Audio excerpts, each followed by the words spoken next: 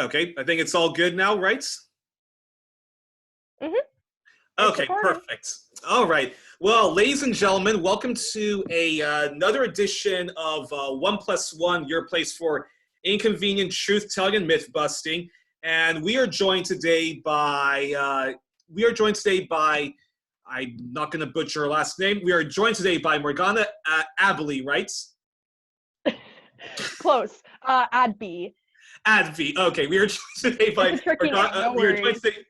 joined today by Morgana Adby, and we're going to be talking about because earlier this month it was International Women's Day, and I've been wanting to do a show on feminism, sexism, patriarchy, and all that stuff for a while, and so I'm very happy that Morgana volunteered to be that guest. So Morgana, first of all, thank you for joining me on 1+1 today.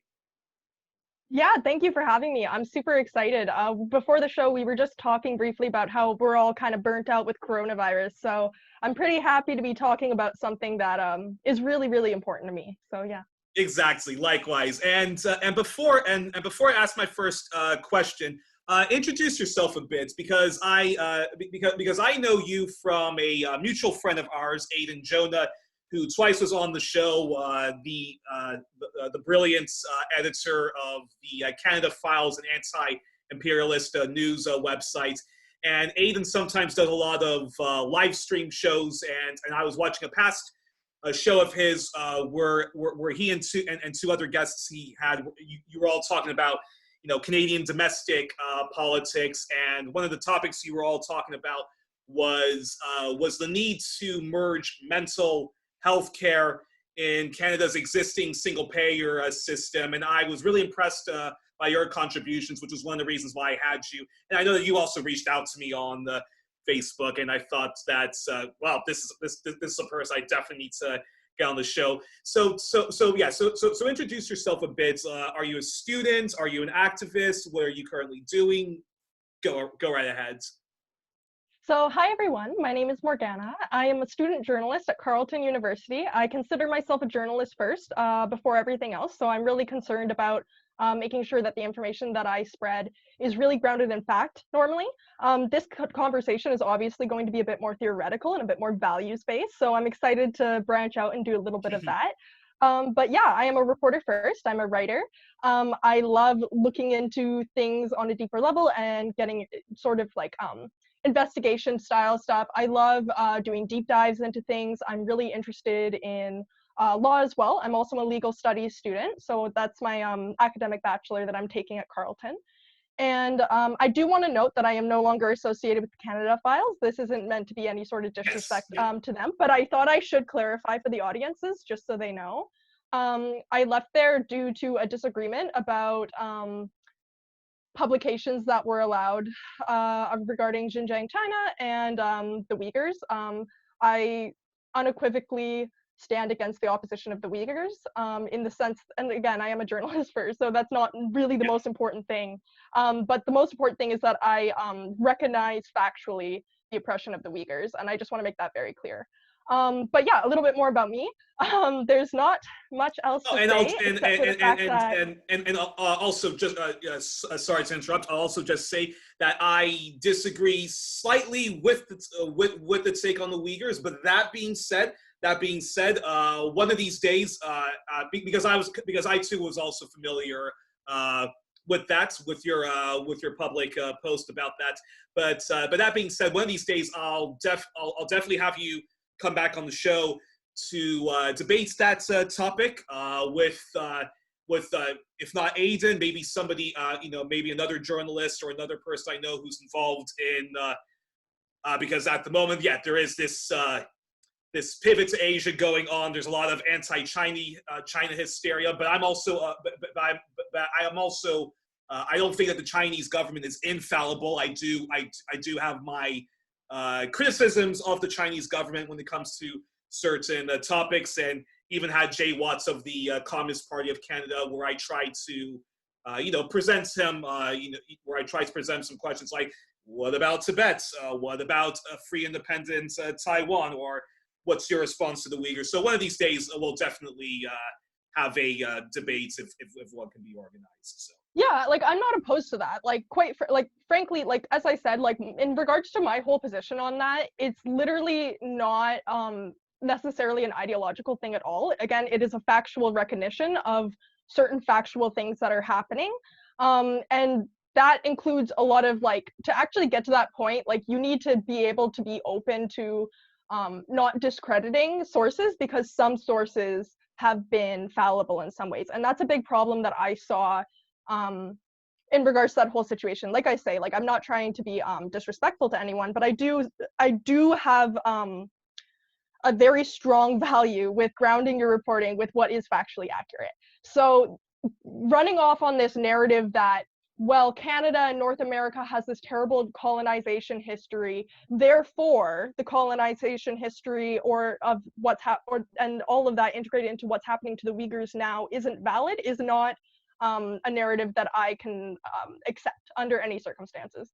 So with that said, yeah, I would love to do that, because I think that like we do need to have those open conversations about the different sources and what that looks like.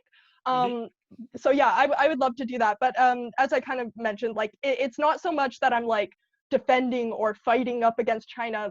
Like I'm not here in an activist role saying that. I'm saying that in terms of somebody that wants to keep my credibility, quite frankly, I just cannot associate with anything that is going to be invalidating of certain factual situations that could have very legitimate harms for the ethnic minority that is having a lot of this said about them. So I guess we didn't come to talk about this, but yeah, I get caught onto it, and then and I welcome anyone from the Canada Files to come on the program.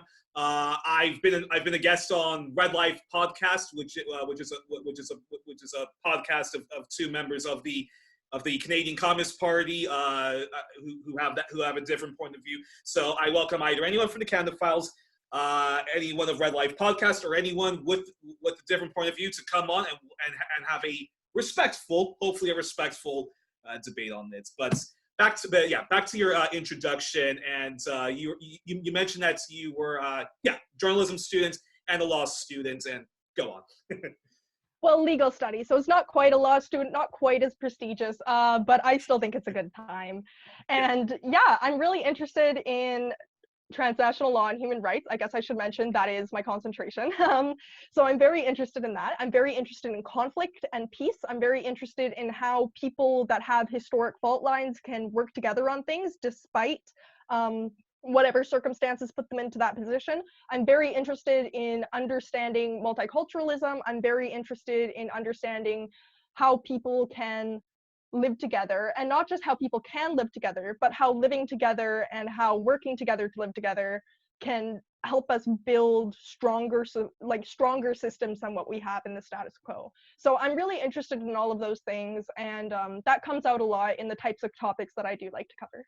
Okay, and have you had any work and have you had any articles published in any outlets which people may know about, or? So I'm yes and no. So I'm a little bit of a newbie in the sense that I am a second-year journalism student. So a lot of right now my reporting that I'm focusing on is with school since I left the Canada Files. One thing that your audience might know, especially your Canadian audience, is the Canadian Anti-Hate Network. I worked with them for a story in October regarding a group of Alberta separatist young men who were extremely, I'm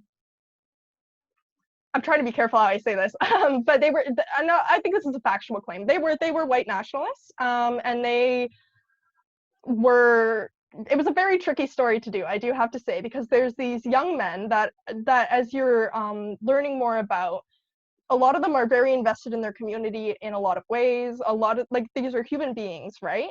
But at the same time, their community needs to be aware of the fact that they could potentially pose a threat. Specifically, as like one of the most haunting images that I have seen in my very young career of reporting is in this in this Telegraph group chat thing that was leaked, one of the men in the group had sent a photo of himself, like a Snapchat photo, to another man in the group, who then subsequently posted it. In that photo, he is holding a knife, and it is a Nazi knife, and he like shows other photos of it and everything. He got it from his grandfather. And the caption of, can I swear on here? Yeah, go right ahead. Okay, the caption was POV, it's 1934, and your nose is too fucking big. And there's this that's just a joke. To be clear, that probably was just a joke to them, but it's not cute, right? And it's very scary, especially when you have them talking about getting together and shooting and getting guns together, and encouraging one member to get a gun without a license and things like that. So that was one of those stories where I really had to work hard to make sure that I was continuing to humanize the people that I was reporting on. So I'm actually really quite proud of that reporting that I did with them. And yeah, the Canada Anti-Hate Network, they do great work. They do very thorough work. There was nothing there that wasn't rock solid. There was nothing printed that wasn't rock solid. And I just have a lot of respect for the work they do. Well, before I upload this onto YouTube, make sure to send me the link to that and to any other articles you've done, whether it was for a school newspaper or op-ed for the Globe and Mail, not the Golden Globes, the Globe and Mail, and I'll be happy to put it onto YouTube. And then before I get into the questions about feminism, you're based in Vancouver Island in BC. And how do the current premier there is Horgan of the NDP, right? Mm-hmm. Yeah. How do you assess his premiership? How do you assess the local government's response to coronavirus, which we were talking a little bit off the air, and how is the whole Wexit movement? How is that faring? Because I actually because it's funny that you mentioned those white power groups, those white nationalist groups, because I had Dimitri Lascaris on the other day, and we did a whole episode talking about Canada's right wing, from the center to the far right movements happening. Yeah, so in terms of John Horgan and like what's changed since he got into office, there is like, we had BC Liberals for a long time here. So there were a lot of considerable changes in terms of like legislation and initiatives when the NDP came into the office. And look, that's seen throughout, but at the same time, there's of course lots of campaign promises that got dropped, but that's how it goes. We ratify UNDRIP, but then what happens in Wet'suwet'en happened. So like, there's a lot going on there in terms of like integrating this newer wave of political thought in BC into the same structure that we had before. And that's not really unexpected. That's very predictable to see. Like, when like a landmark progressive group gets in, they're still not going to be able to do everything that their supporters expected them to. And so there's a lot of disappointment there. There's particularly a lot of resentment from environmental activists, as well as certain Indigenous activists, as I kind of touched on before. Not that those groups are monolithic or like universally approving or disapproving. I'm just saying stuff. You know what I mean? I'm just giving my sense of what's happened from talking to people. But yeah, so like, there's definitely been that. In terms of the coronavirus stuff in BC, we've been relatively lucky. It might be because like, it's partially because of our sparser population. It's because of a lot of other, like, it's for a lot of reasons. But we have been relatively lucky, and I do think that in part that comes down to the idea that like, a lot of us are okay with, and I say a lot of us, but of course there's pushback, are okay with things like the bars closing at 10 p.m. And there's people that are hurt by it. Like, for example, like, there's people that are totally hurt by it. One of my stories that I wrote for class, ironically enough, was on like how food service workers are faring right now with like the 10 p.m. time when bars are supposed to close. And you would be shocked how much their drink tips decrease considerably, because people, and it's true, like one of my sources said to me, you used to be that like people wouldn't start drinking until 11 p.m. Now they come in at way before that. They might have one drink with dinner, but your server is going to get significantly less drinks tips. So just little things like that have all these ripple effects, right? Yeah. But yeah, I think that in general, like the types of restrictions that have been put on have been relatively middle of the road, relatively reasonable, and people are relatively okay with it. So I'd say that BC is chugging along. That's how I would put it. Well, that's good to hear, because so many horror stories on how both federal and local governments have been responding to coronavirus. So it's good to know that then BC, it's not all doom and gloom.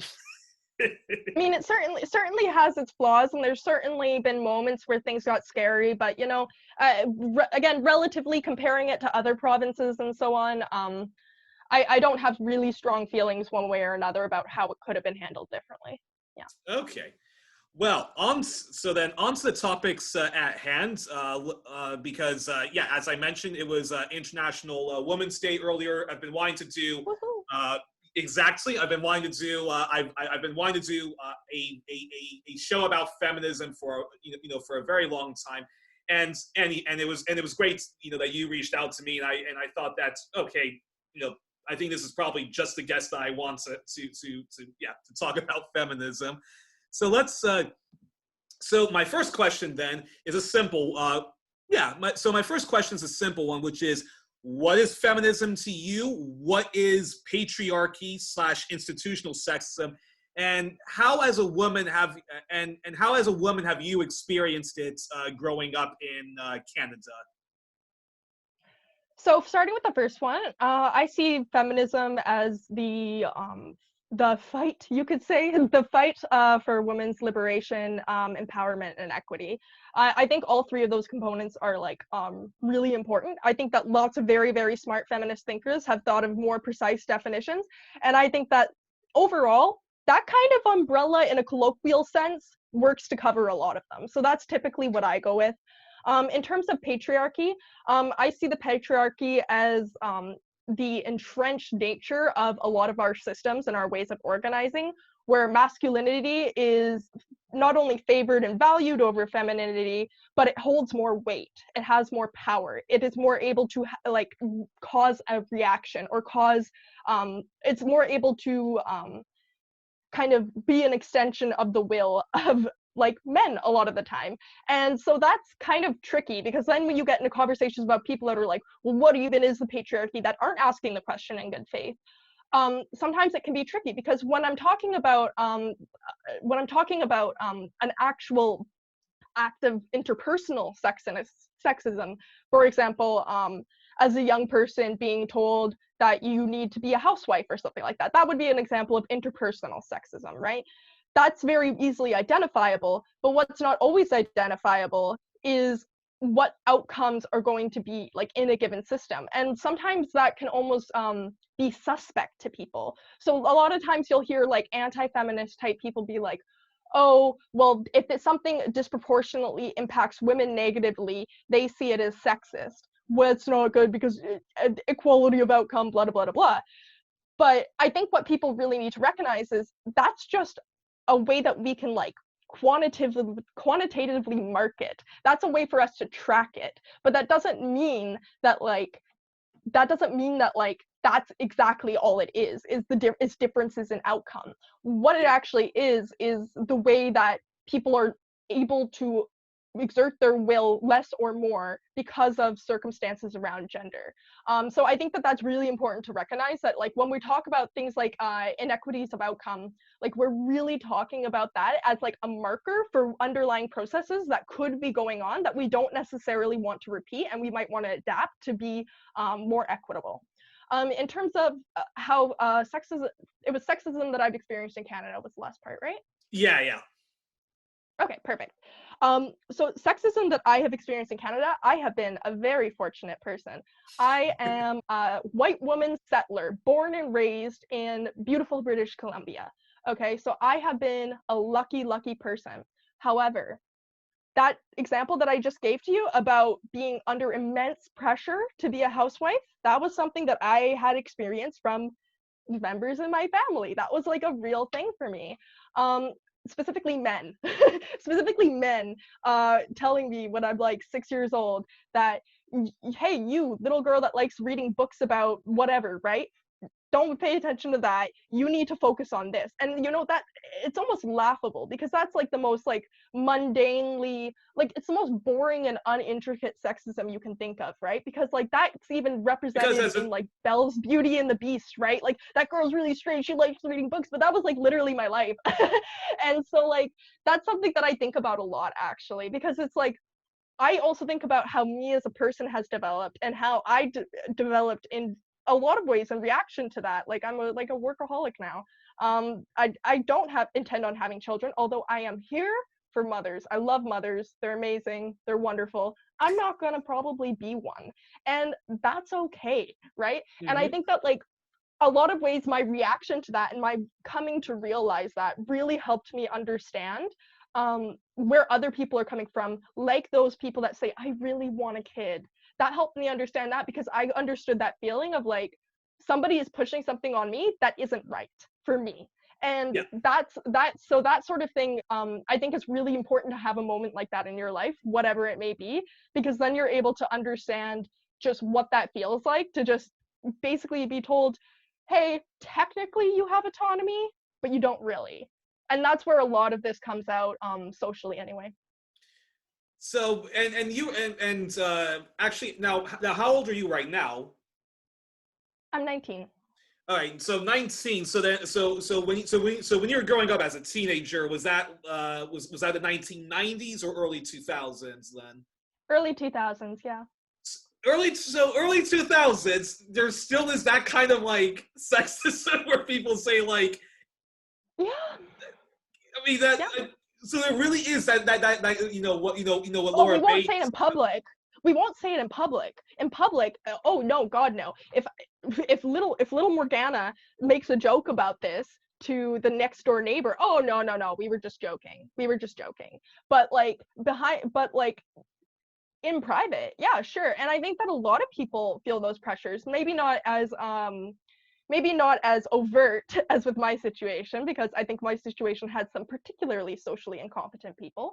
But I do think that this happens all the time with like even things like it's like a trope in media that like, when are you gonna give me grandbabies? Things like that. Like a mother saying that to their child. Like that's actually an okay thing to say. Like, when are you gonna give me grandbabies? And it's like, for me, never. And so like that's something that we need to think about, because like you're so right. That does sound crazy, like the way that it was expressed to me. But I feel like in so many other circumstances, it's put forward in a banal way so that we're just supposed to be like okay with it. So yeah, that's a challenge. And we're definitely, and you know what, we're definitely going to return to that, that whole everyday, sexism. We're, and also the double standards, the triple standards, and a lot of the specific gender roles, which, bizarrely enough, people are, women are still supposed to just, embrace, like wanting to have children one of these days. So we're definitely going to, we'll definitely return to that. So that leads then to that then leads to then let's get to then the third question before I get into the whole polarizing debate between identity politics and whatnot, which is what are the other kinds of now Laura Bates, who's this British feminist author journalist, she has this brilliant book called Everyday Sexism. And what are some of the everyday sexisms which women still face on a day-to-day basis that you noticed growing up, and even as a young adult in a university? So there's one very specific example I want to narrow in on actually. There's this weird process that happens, and I actually don't know how prevalent this is. This might just be mostly my observations. But there's this tendency for, on one hand, there to be this expectation for women to tone police and be very polite and meek. But there's also this added expectation that we like buck that and we liberate ourselves from that in our own personal life, just immediately somehow manifest it. And very frustrating to me, actually, because I've actually had I had a conversation recently with somebody I quite like, actually, a colleague of mine who's absolutely wonderful, but he's a man, and we were discussing tone policing, and he was basically saying to me, oh, well, you shouldn't tone things down or say things politely to get your foot in the door. Rather, you should just say it. Like, people don't want to hear, like, BS, basically, is what he was saying, which I totally get to an extent, but I just felt like screaming when he said that to me, because there was this complete, like, ignorance to the fact that it's not that easy for a lot of women that simply are going to be like written off if they're rude and outspoken. And like, I say this as somebody that is fairly outspoken, like I'm walking that line every single day. And so like I spend a lot of effort into like ensuring that like I'm still going to be able to have the opportunities that I need, and that I'm still going to be able to connect with people in the ways that I need, and I'm not going to be written off for being shrill. Like, I need to think about that. So like so I'm trying to manage this one first pressure, right? And then like on top of that, there's people expecting that I can just, yeah, and like there's this expectation that I should just somehow like completely ignore the society I'm in and somehow completely just manifest this world where I'm going to be listened to if I start kicking and screaming, which just isn't true. That's not my reality. That's not the world I live in. That's not how I'm perceived.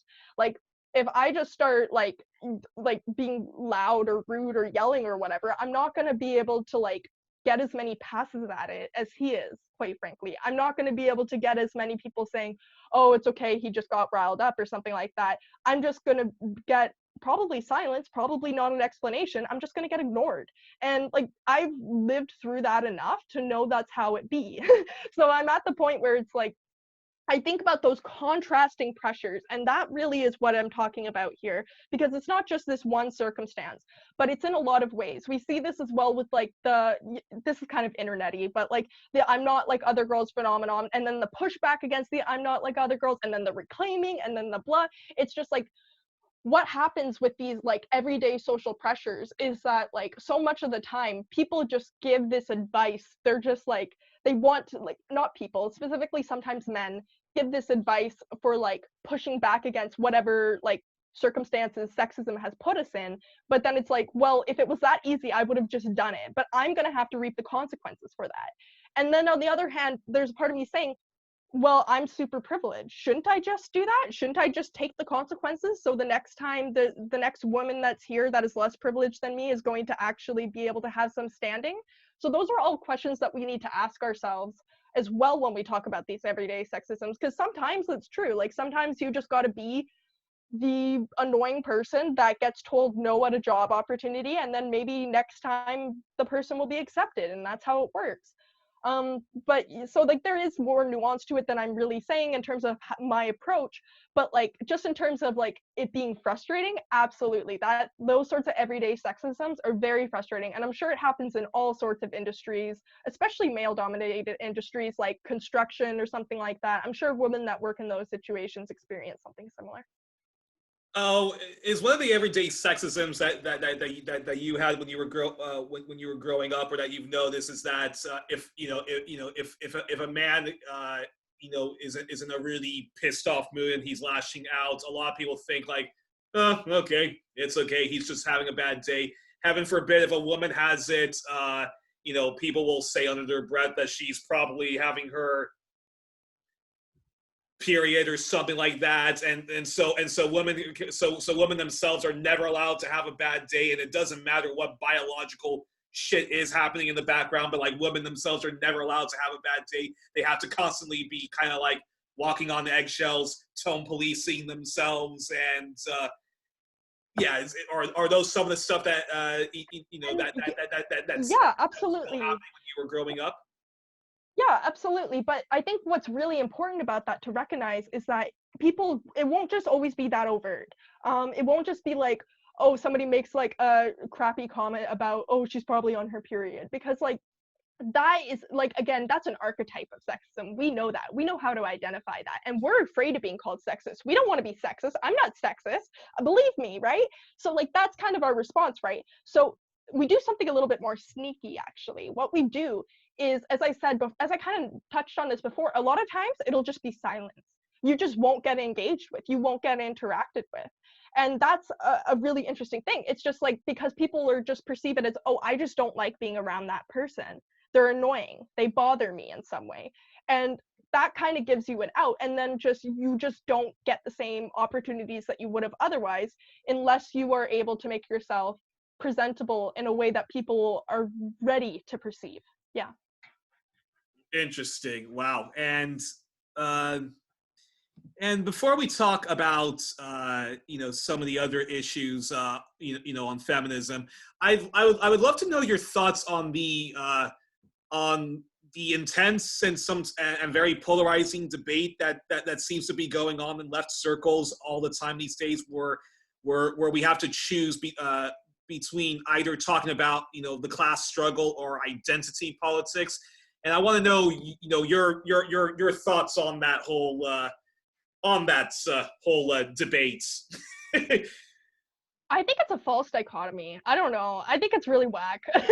Like, I think this is another one of those time wasters. And I don't mean that like as in I think that people that have some position on this are just like wasting time or something like that, because I do think they think it's a genuine idea that like you can't have both, but I just don't see why you can't integrate all of that into your understanding. So like, here's how I look at things when I'm looking at like a system or a situation or an oppression.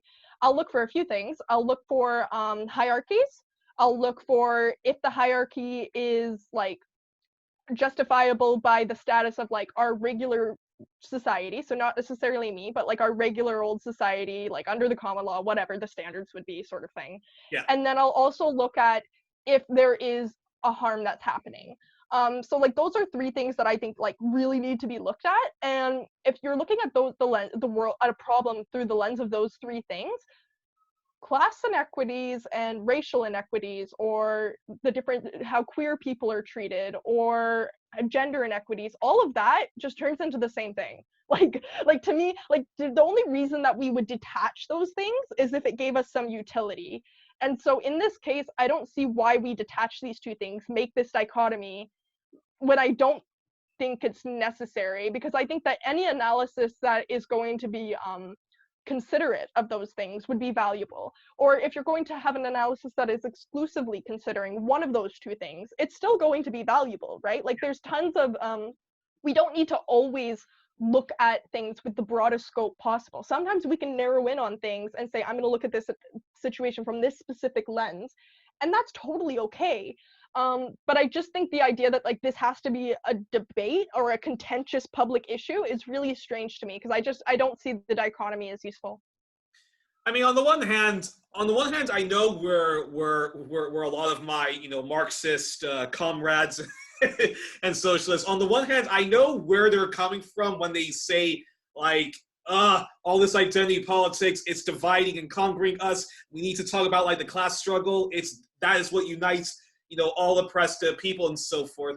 And I understand completely where where they come from. I mean, that's why I liked the campaigns of Bernie Sanders or Jeremy Corbyn. I felt I felt to an extent they sort of knew how to kind of bypass the cynical use of identity politics to divide and conquer people.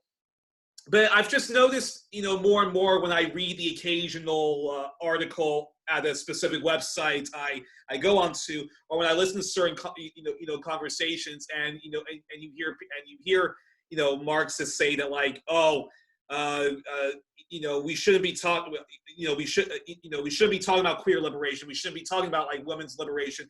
We shouldn't even be talking about racism. What's really happening is the class war, and that's what should be uniting us all.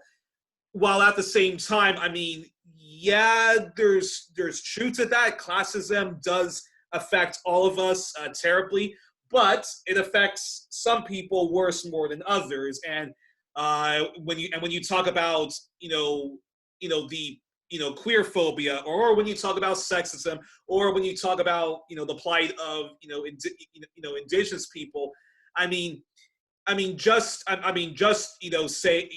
saying that, like, oh, we're going to pay, a female worker or a black worker, regardless of the gender, or an indigenous person, the same amount as, as a white working class male. I mean, that's just not going to cut it. Simply, paying everyone the same and making sure everyone gets, like, the same funding of whatever education and whatnot, when indigenous people have been discriminated against, the worst out of, every marginalized group.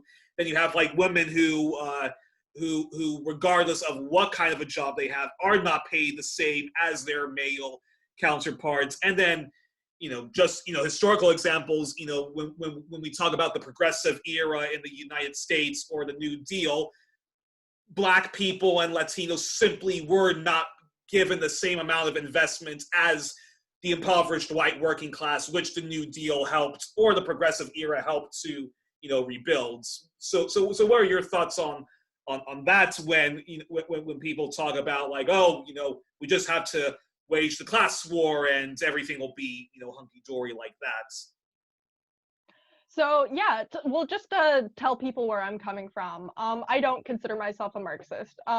If you want to give me a political label, probably the best one was coined by Jordan B. Peterson. I am the one in the world, postmodern neo-Marxist. If that exists, I'm probably it, because it doesn't exist. I'm so sorry, guys. Jordan Peterson, it doesn't exist. Jordan Peterson would consider you a cultural Marxist. He would definitely consider me a cultural Marxist, and I would take not a cultural Marxist. He would call a postmodern neo-Marxist. That's the term he coined. Cultural Marxist was a whole other thing, but well, it's connected. But Jordan B. Peterson, we love the guy. But yeah, like if you were going to politically, like, categorize me, or like philosophically categorize me, definitely postmodernist. I don't think that, like, one grand narrative can explain everything. So if somebody comes to me and they say, oh, well, this narrative can explain everything, very specifically like class struggle, I just don't believe them. Like, I'll listen to what they have to say, because again, like, I love hearing it, because it's like I want to look at things through their lens. I love looking at things through lenses. But yeah, no, I don't think that is something that can explain all of society or anything like that. I don't believe that we can have those grand narratives about society. And I think that, like, especially as a reporter as well, I would be very ill-suited by going down such a hardline ideological route, because I think that, like, it's really important that if I'm going to be telling people's stories, and I am a story snatcher, like, that's what we do, right? Like, we take people's stories and we turn them into something that are commodifiable. I think that it's really important that, like, I'm able to look at things through all of those lenses. But yeah, like, in terms of, like, if I would be convinced by that argument in any way, no. Just on the grounds that, like, I don't think that there are any, like, grand narratives, but also, like, I think that that's just also empirically false. I think that you gave great historical examples, but there's tons more, especially when we start looking at, like, the global world, and, like, when we start looking at places like Haiti or Jamaica, or any of these places that are, like, these island coastal countries and things like that. It really doesn't fit. It doesn't fit with the reality that a lot of people are living. So if you're going to just, like, say you have to somehow fit your world into this grand narrative that I've already given you to people, it's just a moot point, because people aren't going to fit their reality into that. They're going to fit it into the reality they know. So I think it's important for me to be able to jump into that reality and then jump out. But yeah, no, I wouldn't find it convincing. Briefly, if you can, explain then post-modernism, because I've been out of university for a long time. So explain what post-modernism is, and then explain and then explain why you do reject the sort of Marxist analysis on, say, a place like Haiti or Haiti or Jamaica. Yeah, so that's actually a really great question. So postmodernism, I'm probably going to give a garbage answer. Please Google it, people, because I'm not a philosopher. But it is essentially like what I said, where it's like this idea that, like, nothing can be explained, because it comes from the modernists, right? So the modernists come up in the world and they think, dang, social science is so cool. What if we turned it into a real science? And what if everything in social science can be explained like a real science, and we can apply the scientific method? Would that be awesome? yeah, would be awesome. But the thing is, it didn't fit. And I think we know that because all of the modernist theories give us some sort of value, right? But they don't necessarily work. And then Foucault and a bunch of other guys come along and they say, what if it was more complicated? And I'm not going to do justice to any of their work or any of their perspectives. So like I say, please look into this if you're interested. But they basically say, well, we can't just use one of these modern theories to explain things, because in different contexts, different things work. And these different lenses that I was talking about, they can help us in different situations. So I think that that's really helpful for understanding that. And then like also just in terms of like why I'm more inclined personally to jump onto something that is like more fluid and less structured in that sense, is actually through my study of history. And when I say study of history, I mean extremely informal. I consider myself a lifelong student of history. I will be learning about it till the day I die. And realizing and learning about historiography and understanding that history isn't linear. History, you can't just tell one story. And once you actually start to engage with those intricacies and understand that even the way we tell history and the way we tell myth creates this whole idea of the nation and the story and the history and all of that, for me, it really fit with this idea that like, well, why wouldn't, if history is nonlinear and history is discursive, then why would anything that is happening today that is completely like the result of history, right, that this history has led up to until now, why would that be explainable by one story? So that just didn't fit for me. Yeah. And but you were saying that you don't find that the kind of Marxist view of history can be applied to formerly colonized places like Jamaica Yes. or Haiti. How come? So like especially with colonization, right? It's super important. I'm gonna focus on Haiti real quick. Go ahead, yeah. You can put a Marxist analysis on Haiti. You just won't get everything. You'll miss stuff. It's simple as that. You're going to miss the intricacies of different Creole identities and colorism and how that has been stratified in that society. You're going to miss out on all sorts of different things. You're going to miss out on not just like the history of colonization, because like that could just sound like a lot, right? Oh, the history of colonization. Yeah, I get it. It affects people today, generational stuff. Okay, what's the point, Morgana? The point is that like you're going to miss out on like things that are implicitly understood within that society, especially as an outsider. So this is why I do get a little frustrated when outsider Marxists try and apply like a class-only analysis to countries that they are not part of. I find that very frustrating, actually. It is a pet peeve of mine, because it's like, if you're going to be a student of a country that you are not a part of, or a culture that you're not a part of, something that I do on a daily basis, you need to be ready to understand things through the lenses of the people that are there. And if the people, if some of the people there are Marxists and anarchists, they're going to have their own version of what Marxism looks like within what a Marxist analysis looks like in Haiti. So yeah, like I say, like you're just simply going to miss so much. And I think that like I say, Marxists, like everyone else, they're useful in a context. Very, very useful in their context, doing the work they do. Gramsci is a legal philosopher and Marxist who I have a tremendous amount of respect for. But I do think that a lot of this like idea that like class analysis is the king of analysis and that it can give you the most accurate understanding of what's going on in a society, yeah, I reject that. Interesting. This is why we're definitely going to have to invite you on for a future program, because I'm pretty sure there are some who would definitely disagree with you on that. But anywho, but then before I get back to the the written questions I prepared, then so then how would you describe your feminism then? Because doesn't patriarchy and institutional sexism exist in most of the civilizations that we've known, and there often is a bit of a class structure involved in that, and of course the colonialists. Not only did they, not only did settler colonialists from Britain or Spain in France bring their very rigid classist system, but they also brought with that their their patriarchy, and of course the racism, because that's how they of course they subject because that's of course how they subjugated their colonies in North America, in Africa, and elsewhere, right?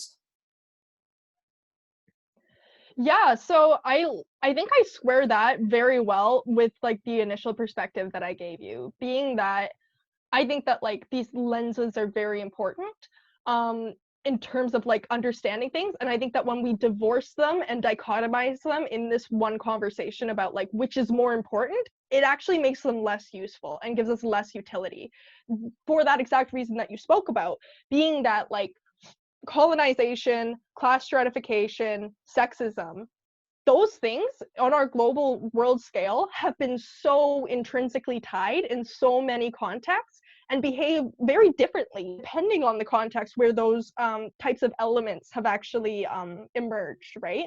So like what we're talking about is that when we talk about something like a colonization where there has been a class system put onto it, a Western class system put onto a country that didn't necessarily have it before, of course the sexism is going to come out with that.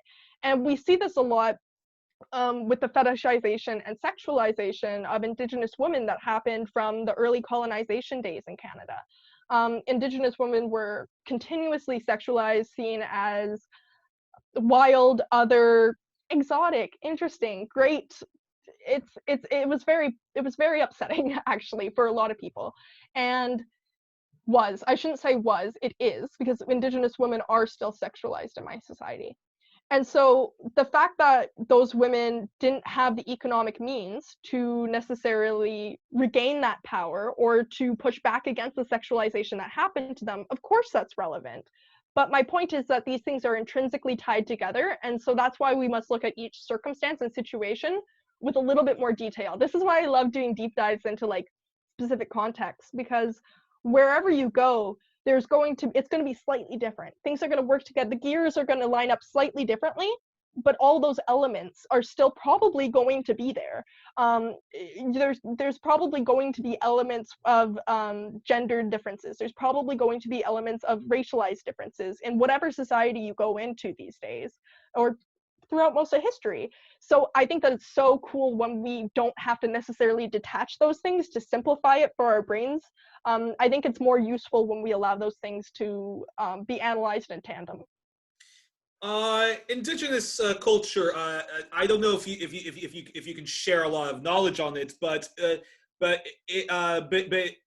of course you can't also paint a broad brush Indigenous culture, because a lot of Indigenous cultures are all very different. Just like when you go to Africa, there are different tribes in each African tribe, each country in Africa. I mean, yes, there's a lot of similarities, but there's a lot of differences, throughout the continent. But in a lot of Indigenous culture, wasn't there very much? It was. I mean, didn't they have like what was called like a matriarchy, where actually women actually were very much respected, motherhood was very much respected, as opposed to the sort of gender roles that that the West till to this day it still more or less has, with in which women are expected to sacrifice their their livelihood for the better of the family, but Indigenous culture was not different, or Yeah, so like you're so right when you say that all across Turtle Island, Indigenous cultures differ a lot. So like you said, we're not going to paint anything with a broad brush here. I can talk about some local Indigenous nations that I know. In the territory of the Lekwungen speaking people, there are matriarchs. That is a thing.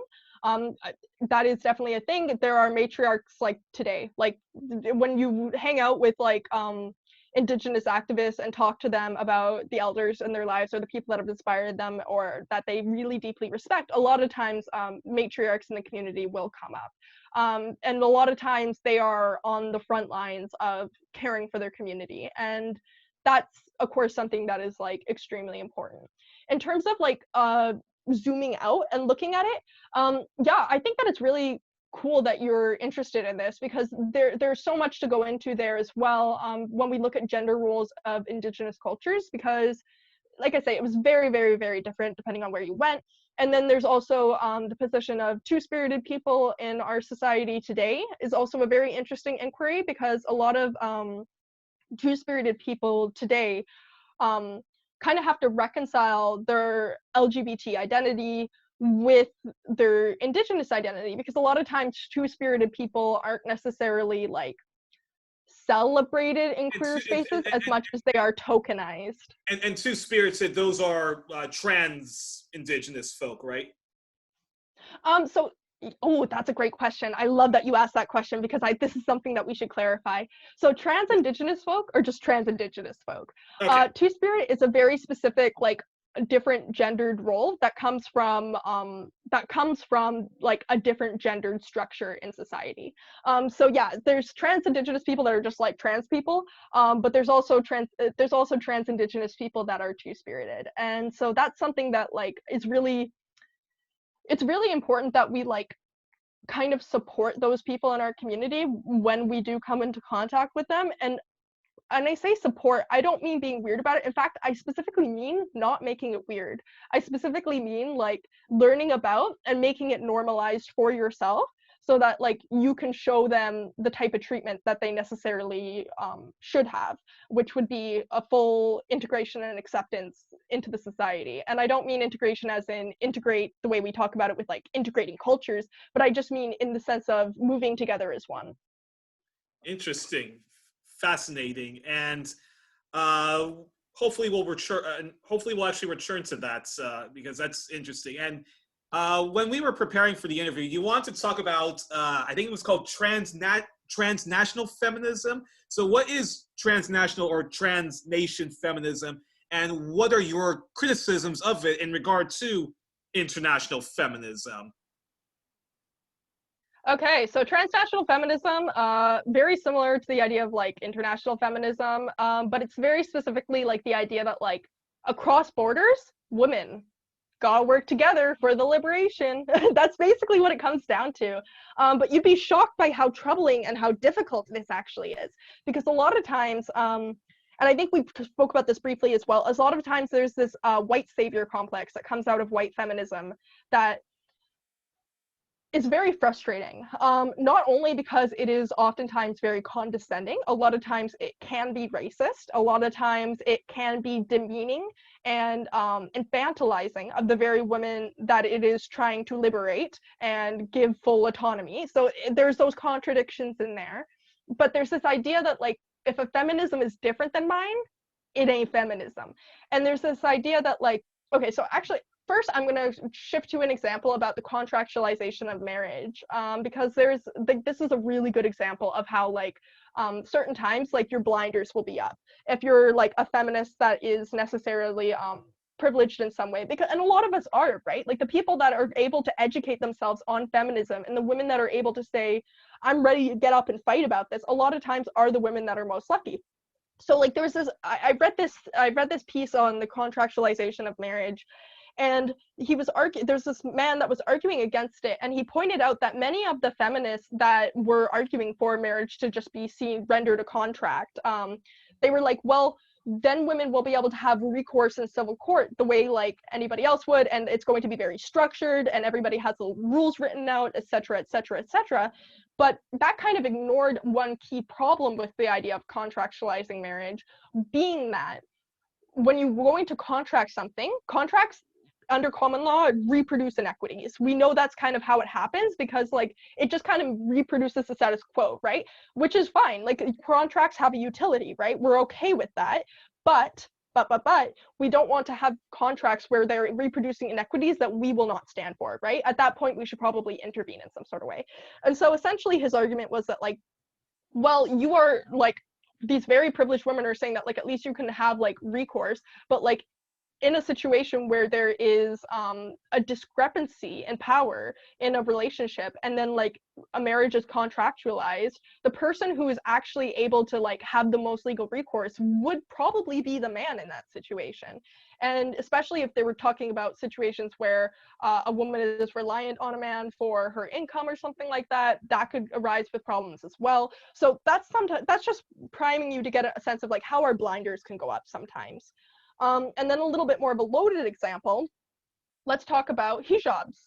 Hijabs are something that many Muslim women wear for modesty or for fashion or because they want to or because it was their mother's. They do it for all sorts of different reasons, right? But for some reason, some white feminists think it's their job to say, oh no, I know why you're doing it. It's patriarchy. What? The entitlement there. And that came out a little bit as well, even with the Poland protests against abortion, surprisingly. Like it did kind of surprise me, because I didn't think that this was a situation where it would come out. But when I was reporting on it, I noticed that a lot of like feminists online were just talking about Poland like, oh my God, they're so draconian, they just need to get it together, join the 21st century, this idea. And in my head, I'm like thinking, and I'm like, this is kind of implying that this is an essential character of Polish people and therefore Polish women to be like in this backwards system, when in fact the women there were very much saying, we don't want to have this, we are going to protest in the streets continuously, and we're not going to back down from this. And so how do I square those two things in my head? What's the difference between those two things? The difference is that like when the Polish women are saying we want this radical change, they're not saying there's something innately wrong with them or their society, although like I'm sure many of them would, right?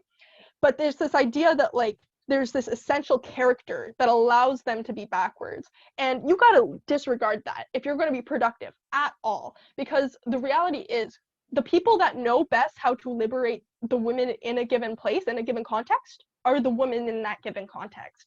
And so for the idea for me to the idea of me telling a bunch of Polish women, this is how you need to do it, or this is what you need to push for specifically, and not what they say, to me, that is, it's just totally unconstructive. And it's also quite infantilizing. I think that the first thing that like, especially like if you're a white feminist, the first thing you need to do when engaging with any sort of story, whether it be like even just talking with your friends and family about a current event, the first thing you need to do is understand the context that people are in, why they want what they want, why it's causing problems for them that they don't have what they want, and if there's any like extenuating things that would make it so that it's more difficult to push for what they want. Those are all like super important things, because if you're just, it's almost like that example that we gave earlier about the man being like, well, just push, just manifest, you know, just say what you want, just ignore all of that,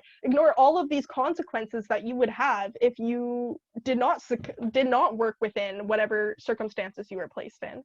So yeah, overall, I think that like the biggest important thing is to be like listening and understanding where people are coming from, because like it's really not a cute look when Western women go around at like even at like UN and international feminist things, and like I'm a big supporter of a lot of the UN's work for gender and equity. I think that like their gender equity work has probably been some of the most effective, like on an international scale, like credit where credit's due, right?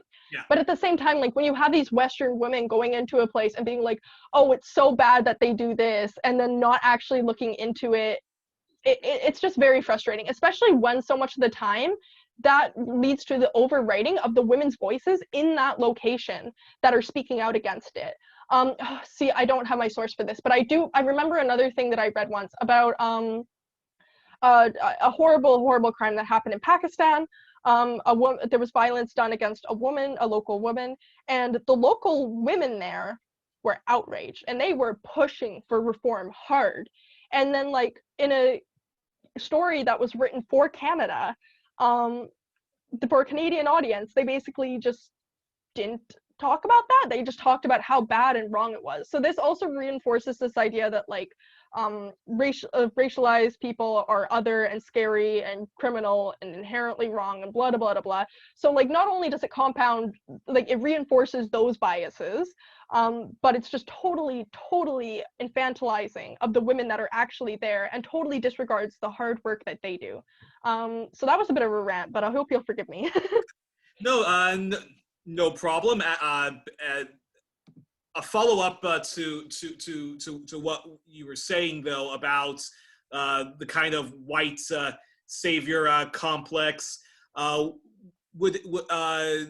mean, is it safe to say that in regards to some of the feminists who are very much anti Muslim women wearing the headscarves, and of course they have their male allies who like in Quebec, for example, there's the extreme ban on religious headgears, which is more or less geared towards Muslim women. France, there's always debates going on about that, and there's even been similar bans like that. Is it safe to say that there's a kind of liberal bigotry when it comes to Western secular feminists? Can I pause you real quick? I have to go quickly grab my dog. I'm happy to answer that question. I just have to grab my dog real quick, if No that's problem. okay. Okay, what's up?